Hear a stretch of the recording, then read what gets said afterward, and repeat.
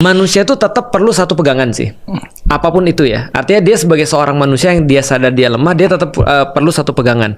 Artinya pegangan-pegangan yang terbaik itu pasti harus yang grande. Kalau nggak grande, dia nggak akan bisa ngikat orang itu untuk berbuat sesuatu. Makanya contoh misalnya kayak orang-orang Nordik punya kisah Thor dan Odin misalnya, dan kemudian Valhalla-nya.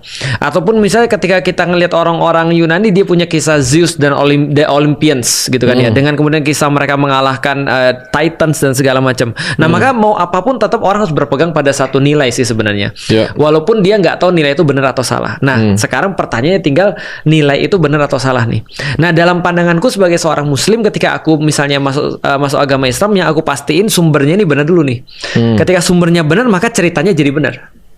Nah, ketika ceritanya jadi benar, ini bisa jadi sebagai cara kita untuk berpegang kepada itu. Nah, mengenai kemudian ada orang-orang yang misalnya ketika dia beragama Islam, lantas kemudian dengan cerita-cerita yang grande itu yang nggak ada masalah, kita udah bahas tadi, dan dengan kemudian narasi-narasi agama itu dan dia salah kemudian menafsirkan itu, berarti masalah ada pada otaknya.